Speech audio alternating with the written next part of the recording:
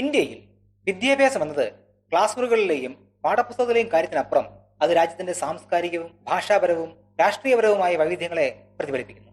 എന്നാൽ സമീപകാലങ്ങളിൽ രണ്ട് പ്രധാന വിദ്യാഭ്യാസ സംരംഭങ്ങൾ, ദേശീയ വിദ്യാഭ്യാസ നയം അഥവാ NEP 2020 PM ശ്രീ സ്കൂൾ പദ്ധതിയും കേന്ദ്രവും സംസ്ഥാനങ്ങളും തമ്മിൽ പുതിയൊരു ചർച്ചാ വിഷയവും വിവാദവും തുറന്നിട്ടിരിക്കുകയാണ്. ചിലർ ഇതിനെ ആധുനിക പഠനത്തിലെ വിപ്ലവമായി കാണുമ്പോൾ കേരളം ഉൾപ്പെടെയുള്ള ചില സംസ്ഥാനങ്ങൾ ഇത് അധികാര കേന്ദ്രീകരണത്തിലേക്കുള്ള ചുവടുവയ്പായി കണക്കാക്കും. കേന്ദ്ര സർക്കാർ വിഭാവനം ചെയ്തിരിക്കുന്ന ഈ രണ്ട് പദ്ധതികൾ എന്താണെന്നും അതിന്റെ നേട്ടവും കോട്ടവുമാണ് നമ്മൾ ഈ വീഡിയോയിലൂടെ സംസാരിക്കുന്നത്. ഒപ്പം തന്നെ എന്തുകൊണ്ട് കേരളം അടക്കമുള്ള ചില സംസ്ഥാനങ്ങൾ ഈ പദ്ധതിയിൽ നിന്ന് വിട്ടുനിൽക്കാൻ ഉദ്ദേശിക്കുന്നു, അല്ലെങ്കിൽ എന്തുകൊണ്ട് ഇതിനെ എതിർക്കുന്നു? ഇപ്പോൾ ഒപ്പിട്ടിട്ടുണ്ടെന്ന് നമുക്കറിയാം. എന്നാലും എന്തുകൊണ്ടാണ് ഇതിനെ എതിർക്കുന്നത് എന്ന് ഉള്ള ഒരു നിഷ്പക്ഷമായ അവലോകനമാണ് നമ്മൾ ഇന്ന് ഉദ്ദേശിക്കുന്നത്. നമസ്കാരം, ചെറുതല്ല കാര്യത്തിന്റെ മറ്റൊരു വീഡിയോയിലേക്ക് എല്ലാവർക്കും സ്വാഗതം. എന്താണ് ഈ രണ്ട് നയങ്ങളും മുന്നോട്ട് വെക്കുന്ന അല്ലെങ്കിൽ വിഭാവനം ചെയ്യുന്ന കാര്യങ്ങൾ എന്ന് നമുക്കൊന്ന് ചർച്ച ചെയ്യാം. ദേശീയ വിദ്യാഭ്യാസ നയം അഥവാ നാഷണൽ എഡ്യൂക്കേഷൻ പോളിസി NEP 2020 എന്താണെന്ന് നോക്കാം.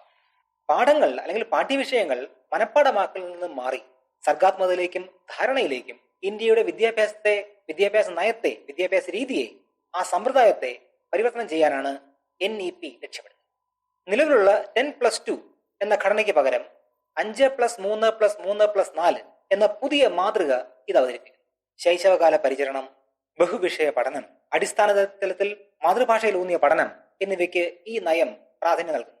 പഠിക്കാനുള്ള വിഷയങ്ങൾ തിരഞ്ഞെടുക്കുന്നതിനുള്ള സ്വാതന്ത്ര്യം, നൈപുണ്യ വികസനം, ഡിജിറ്റൽ പഠനം, ഗവേഷണപരമായ പുതിയ കണ്ടെത്തലുകൾ എന്നിവയെ NEP 2020 പ്രോത്സാഹിപ്പിക്കുന്നു. ഹയർ എഡ്യൂക്കേഷൻ കമ്മീഷൻ ഓഫ് ഇന്ത്യയിലൂടെ ഉന്നത വിദ്യാഭ്യാസത്തിന് ഏകീകൃതമായ ഒരു ചട്ടക്കൂട് ഈ പദ്ധതി വിഭാവനം ചെയ്യുകയും ചെയ്യും. 2040 ഇന്ത്യയെ ഒരു ആഗോള വിജ്ഞാന കേന്ദ്രമാക്കാനാണ് ഈ പദ്ധതിയിലൂടെ കേന്ദ്ര സർക്കാർ വിഭാവനം ചെയ്യുന്നത്. ഈ അടുത്ത കാലത്ത് ചർച്ചയും വിവാദവുമായി കൊണ്ടിരിക്കുന്ന മറ്റൊരു വിഷയമാണ് PM ശ്രീ പദ്ധതി. ഇതിന്റെ പേരിൽ കേരളത്തിൽ ഒരേ മുന്നണിയിലെ രണ്ട് പാർട്ടികൾ തമ്മിലുള്ള പടലപ്പിണക്കം നിങ്ങൾ മാധ്യമത്തിൽ ശ്രദ്ധിച്ചിട്ടുണ്ടാവും. എന്താണ് PM ശ്രീ പദ്ധതി കൊണ്ട് വിഭാവനം ചെയ്യുന്നതെന്ന് നോക്കാം. പ്രധാനമന്ത്രി സ്കൂൾസ് ഫോർ റൈസിംഗ് ഇന്ത്യ അഥവാ PM ശ്രീ മറ്റൊരു പ്രധാന ദേശീയ വിദ്യാഭ്യാസ സംരംഭമാണ്. 2022 ആരംഭിച്ച ഈ പദ്ധതി രാജ്യത്തുടനീളം 14,500 മാതൃകാ വിദ്യാലയങ്ങൾ വികസിപ്പിക്കാൻ ലക്ഷ്യമിടുന്നു. സ്കൂളുകളിലെ അടിസ്ഥാന സൗകര്യങ്ങൾ വികസിപ്പിക്കാനുള്ള പദ്ധതിയാണ് പ്രധാനമായും PM ശ്രീയുടെ ലക്ഷ്യമിടുന്നത്. എന്നാൽ ഏതൊരു പദ്ധതിയും വിഭാവനം ചെയ്യുമ്പോൾ അല്ലെങ്കിൽ ആവിഷ്കരിക്കുമ്പോൾ ഉണ്ടാകുന്ന മേന്മകളും കോട്ടങ്ങളും ഇതിനുമുണ്ട്. എന്തെല്ലാമാണെന്ന് നമുക്ക് വിശദമായിട്ട് നോക്കാം.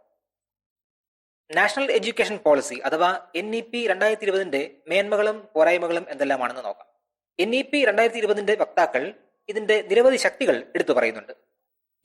അതായത് ഈ പാഠ്യപദ്ധതി മനഃപ്പാഠമാക്കലിനേക്കാൾ ഉപരി വിമർശനാത്മകമായ ചിന്തയെ പ്രോത്സാഹിപ്പിക്കുന്നു. തൊഴിൽ നൈപുണ്യങ്ങൾ വളർത്തുക, കല, കായികം എന്നിവയ്ക്ക് തുല്യ പ്രാധാന്യം നൽകുന്നു.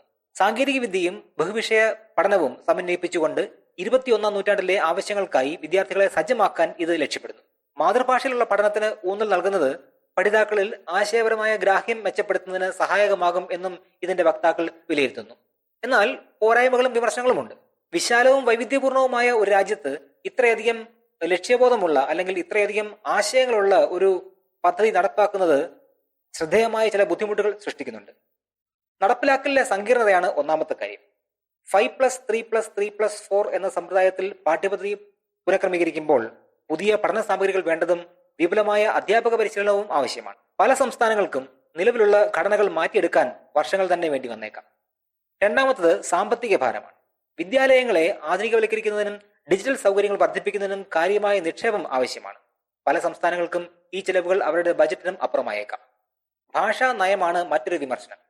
മാതൃഭാഷയിലുള്ള നിർദ്ദേശം പ്രയോജനകരമാണെങ്കിലും ബഹുഭാഷ നിലനിൽക്കുന്ന സംസ്ഥാനങ്ങളിൽ, ഉദാഹരണത്തിന് കർണാടകയിൽ കന്നഡ, തുളു, കൊങ്കണി, ഉറുദു, തമിഴ് എന്നീ ഭാഷകൾ സംസാരിക്കുന്നു. അതേപോലെ തന്നെ അസം എന്ന സംസ്ഥാനം, അവിടെ ആസാമീസ്, ബംഗാളി, ബോഡോ, ഹിന്ദി, പിന്നെ നിരവധി ഗോത്രഭാഷകളും നിലനിൽക്കുന്നുണ്ട്. ഇത്തരം സംസ്ഥാനങ്ങളിൽ മാതൃഭാഷാ രീതിയിലുള്ള അധ്യയനം ചിലപ്പോൾ പ്രശ്നങ്ങൾ സൃഷ്ടിച്ചേക്കാം. ഇത്തരം സംസ്ഥാനങ്ങളിൽ ഭാഷാ നയം ഒരു പ്രശ്നമായേക്കാം. മറ്റൊന്നാണ് കേന്ദ്രീകരണ ഭയം. പ്രധാന വിദ്യാഭ്യാസ തീരുമാനങ്ങൾ സംസ്ഥാനങ്ങളിൽ നിന്ന് കേന്ദ്രത്തിലേക്ക് മാറുമെന്ന ആശങ്ക വിമർശകർ മുന്നോട്ട് വയ്ക്കുന്നുണ്ട്. ഹിന്ദിയെയും സംസ്കൃതത്തെയും പ്രോത്സാഹിപ്പിക്കുന്നത് പ്രാദേശിക ഭാഷകളെ പാർശ്വവൽക്കരിച്ചേക്കാമെന്നും അവർ ഭയപ്പെടുന്നു. മതേതരത്വത്തിലുള്ള സംശയങ്ങളാണ് മറ്റൊരു പ്രശ്നം. ഈ പഠന നയത്തിൽ, അതായത് NEP 2020 എന്ന പഠന നയത്തിൽ IKS അഥവാ ഇന്ത്യൻ നോളജ് സിസ്റ്റം എന്ന പാഠ്യരീതി കൂടി ഉൾപ്പെടുത്തുന്നത് ശാസ്ത്രീയ നിഷ്പക്ഷതയെയും മതേതര സന്തുലിതാവസ്ഥയെയും ചോദ്യം ചെയ്തേക്കാം. എന്താണ് IKS അഥവാ ഇന്ത്യൻ നോളജ് സിസ്റ്റം എന്നുള്ളത് പിന്നീട് വിശദമാക്കാം. ഇനി PMശ്രീയുടെ മേന്മകളും അതിന്റെ പോരായ്മകളും എന്തെല്ലാമാണെന്ന് നോക്കാം. പ്രധാനമന്ത്രി സ്കൂൾ ഫോർ റൈസിംഗ് ഇന്ത്യ PMശ്രീ എന്ന പദ്ധതിക്ക് പിന്നിലെ കാഴ്ചപ്പാടിന് ശക്തമായ പിന്തുണയുണ്ട്. ഈ പദ്ധതി പൊതുവിദ്യാലയങ്ങളിൽ ആധുനിക അടിസ്ഥാന സൗകര്യങ്ങളും ഡിജിറ്റൽ പരിവർത്തനവും ഉറപ്പു നൽകുന്നുണ്ട്.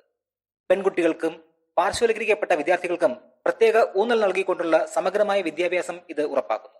കൂടാതെ ഇത് പരിസ്ഥിതി സൗഹൃദപരവും നൈപുണ്യമുള്ളതുമായ ഒരു പഠനാന്തരീക്ഷം സൃഷ്ടിക്കുന്നു. ദേശീയ വിദ്യാഭ്യാസ നയം 2020 നിന്ന് പ്രചോദനം ഉൾക്കൊണ്ട് പുതിയ അധ്യാപന രീതികളെ പ്രോത്സാഹിപ്പിക്കാനും അധ്യാപക പരിശീലനം മെച്ചപ്പെടുത്താനും ഈ പദ്ധതിക്ക് കഴിയും. എന്നാൽ ഇതിനും ചില പോരായ്മകളും വിമർശനങ്ങളും ഉണ്ട്. അതിലൊന്നാണ് പരിമിതമായ കവറേജ്. രാജ്യവ്യാപകമായി 14,500 സ്കൂളുകൾ മാത്രമായി ഈ പദ്ധതി പരിമിതപ്പെടുത്തുന്നത് പൊതുവിദ്യാഭ്യാസ ശൃംഖലയുടെ ഒരു ചെറിയ ശതമാനം മാത്രമേ ആകുന്നുള്ളൂ.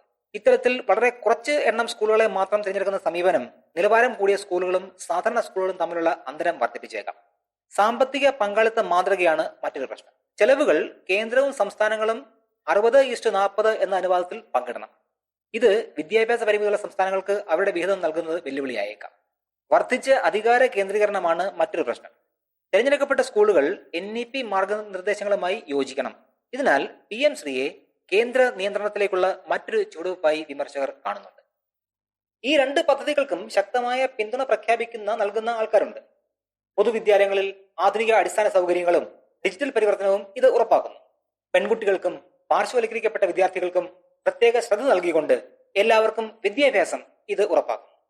അധ്യാപന പരിശീലനത്തിനും NEPയിൽ നിന്ന് പ്രചോദനം ഉൾക്കൊണ്ട പുതിയ അധ്യാപന രീതികൾ പ്രോത്സാഹിപ്പിക്കുന്നതിനും ഇത് ഉപയുക്തമാകും. ഇതാണ് ഈ രണ്ട് പദ്ധതിയെയും അനുകൂലിക്കുന്നവരുടെ പ്രധാനപ്പെട്ട വാദം. എന്നാൽ കേരളം പോലുള്ള സംസ്ഥാനങ്ങൾ PMശ്രീയെയും NEPയെയും എതിർക്കുന്നതിന്റെ പ്രധാനപ്പെട്ട കാരണങ്ങൾ വിദ്യാഭ്യാസത്തിന്റെ കേന്ദ്രീകരണം, പ്രത്യയശാസ്ത്രപരമായ അടിച്ചേൽപ്പിക്കൽ, സാമൂഹിക സമത്വത്തിന്മേലുള്ള ആഘാതം എന്നിവയെക്കുറിച്ചുള്ള ആശങ്കകളാണ്. എന്താണ് കേരളത്തിന്റെയും അതുപോലുള്ള മറ്റ് സംസ്ഥാനങ്ങളുടെയും ആശങ്കകൾ എന്ന് നമുക്ക് നോക്കാം. കേരളം പോലെയുള്ള സംസ്ഥാനങ്ങൾ എന്തുകൊണ്ട് PMശ്രീയെയും NEPയെയും എതിർക്കുന്നു എന്നതിന്റെ പ്രധാനപ്പെട്ട ചില കാരണങ്ങളും ലക്ഷ്യങ്ങളും പറയാം. അതിൽ ഒന്നാണ് സംസ്ഥാന സ്വയംഭരണവും ഫെഡറലിസവും. വിദ്യാഭ്യാസം ഭരണഘടനാ പ്രകാരം സംസ്ഥാനങ്ങളുടെ വിഷയമായി നിലനിർത്തണമെന്ന് കേരളവും മറ്റ് എതിർക്കുന്ന സംസ്ഥാനങ്ങളും വാദിക്കുന്നു. അമിതമായ അധികാര കേന്ദ്രീകരണമാണ് മറ്റൊരു പ്രശ്നം. NEP, PMശ്രീ എന്നിവ നടപ്പാക്കുന്നതുമായി കേന്ദ്ര ഫണ്ടുകളെ ബന്ധിപ്പിക്കുന്നത് തീരുമാനമെടുക്കാനുള്ള സംസ്ഥാനങ്ങളുടെ അധികാരത്തെ ദുർബലപ്പെടുത്തുമെന്ന് അവർ കരുതുന്നു. പാഠ്യപദ്ധതി നിയന്ത്രണമാണ് മറ്റൊരു പ്രശ്നം. പാഠ്യപദ്ധതിയുടെ രൂപകൽപ്പനയിൽ കേന്ദ്രം ഇടപെടുന്നതിനെ കേരളം എതിർക്കുന്നു. പാഠ്യപദ്ധതിയിലെ മാറ്റങ്ങൾ രാഷ്ട്രീയപരമോ പ്രത്യയശാസ്ത്രപരമോ ആയ പക്ഷപാതത്തെ പ്രതിഫലിപ്പിച്ചേക്കാം എന്ന് സംസ്ഥാനം ഭയക്കുന്നു. ഇത് പലപ്പോഴും വിദ്യാഭ്യാസത്തെ കാവ്യവൽക്കരിക്കാനുള്ള ശ്രമമായിട്ടോ അല്ലെങ്കിൽ ചരിത്രപരമായ വിവരണങ്ങളെ വളച്ചൊടിക്കാനുള്ള ശ്രമമായിട്ടോ ആണ് വിശേഷിപ്പിക്കപ്പെടുന്നത്. മതേതരത്വവും സാമൂഹിക നീതിയുമാണ് മറ്റൊരു പ്രശ്നം. മതേതരത്വം, സംവരണം, സ്ത്രീകളെയും മതന്യൂനപക്ഷങ്ങളെയും, അരികുവൽക്കരിക്കപ്പെട്ട ജാതികളെയും പോലെയുള്ള പാർശ്വവൽക്കരിക്കപ്പെട്ട വിഭാഗങ്ങളുടെ പ്രാതിനിധ്യം എന്നിവയെക്കുറിച്ച് NEPയിൽ മൗനം പാലിക്കുന്നു എന്ന് വിമർശനമുണ്ട്. ഇത്തരത്തിലുള്ള ഒരു നയം ഇവരെ ചേർത്ത് പിടിക്കുന്നതിന് പകരം ഒഴിവാക്കലിനും വിവേചനത്തിനും വഴിവെച്ചേക്കാം എന്ന് കേരളം പോലെയുള്ള സംസ്ഥാനങ്ങൾ ആശങ്കപ്പെടുന്നു. സ്വകാര്യവൽക്കരണവും വാണിജ്യവൽക്കരണവുമാണ് മറ്റൊരു പ്രശ്നം. NEPയും PMശ്രീയും പൊതുവിദ്യാഭ്യാസത്തിൽ സ്വകാര്യ സ്ഥാപനങ്ങളുടെ പ്രവേശനത്തെ സുഗമമാക്കുന്നു എന്ന വിമർശനമുണ്ട്. ഇത് കേരളത്തിന്റെ വിജയകരമായ പൊതുവിദ്യാഭ്യാസ മാതൃകയെ തകർക്കുമെന്നും ഗുണമേന്മയുള്ള വിദ്യാഭ്യാസം പാവപ്പെട്ടവർക്ക് അപ്രാപ്യമാക്കുമെന്നും ആശങ്കയുണ്ട്. നേരത്തെ പറഞ്ഞതുപോലെ ഭാഷാ നയമാണ് മറ്റൊന്ന്. കേന്ദ്രത്തിന്റെ ഭാഷാ മാർഗനിർദ്ദേശങ്ങളെ കേരളവും തമിഴ്നാടും എതിർക്കുന്നുണ്ട്. ഹിന്ദി അടിച്ചേൽപ്പിക്കുകയോ പ്രാദേശിക ഭാഷകളെയും സാംസ്കാരിക വൈവിധ്യത്തെയും കുറച്ചു കാണുന്ന മാറ്റങ്ങൾ വരികയോ ചെയ്യുമോ എന്നും ഇവർ ഭയപ്പെടുന്നു. കേന്ദ്രത്തിന്റെ സാമ്പത്തികപരമായുള്ള ഒരു നിർബന്ധ ബുദ്ധിയാണ് മറ്റൊരു പ്രശ്നം. NEP, PMശ്രീ എന്നിവ അനുസരിക്കാൻ സംസ്ഥാനങ്ങളെ സമ്മർദ്ദത്തിലാക്കുന്നതിനായി കേന്ദ്ര സർക്കാർ വിദ്യാഭ്യാസ ഫണ്ടുകൾ തടഞ്ഞു വെക്കുന്നത് കേരളവും മറ്റുള്ളവരും നിർബന്ധിതവും ജനാധിപത്യ വിരുദ്ധവുമായ നടപടിയായി കാണുന്നു. എല്ലാവരെയും ഉൾക്കൊള്ളുന്ന പൊതുവിദ്യാഭ്യാസത്തിൽ കേരളം കൈവരിച്ച നേട്ടങ്ങളെ സംസ്ഥാനം ഊന്നിപ്പറയുന്നു. പ്രാദേശികമായി വികസിപ്പിച്ചെടുത്ത അതിന്റെ മാതൃക കേന്ദ്രം ആസൂത്രണം ചെയ്ത പരിഷ്കാരങ്ങളെക്കാൾ പലതരത്തിൽ മികച്ചതാണെന്ന് കേരളം വാദിക്കുകയും ചെയ്യുന്നുണ്ട്.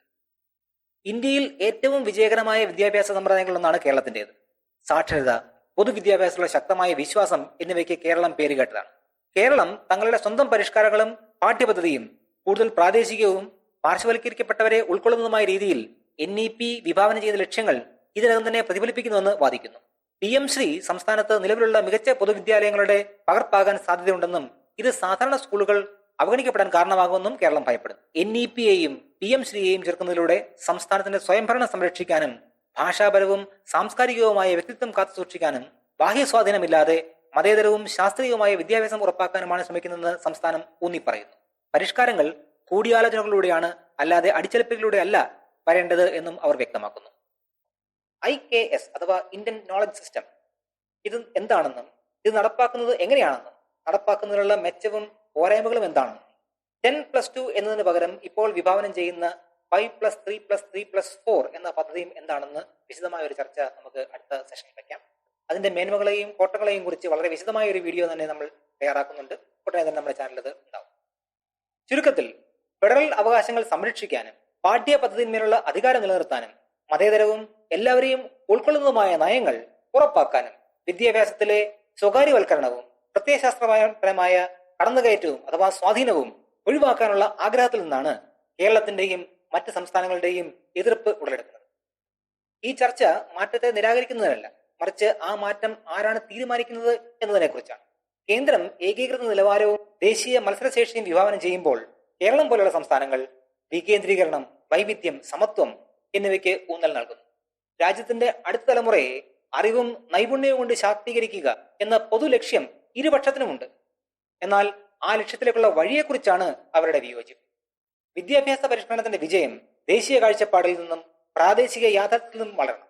ഈ സംവാദങ്ങൾ തുടരുമ്പോഴും ഒരു സത്യം നിലനിൽക്കുന്നു: വിദ്യാഭ്യാസം എന്നത് വെറും നയമല്ല, അത് പഠനം, സ്വാതന്ത്ര്യം, വൈവിധ്യത്തിലെ ഏകത്വം എന്നിവയിൽ കെട്ടിപ്പടുത്ത ഒരു രാഷ്ട്രത്തിന്റെ ഭാവി കൂടി.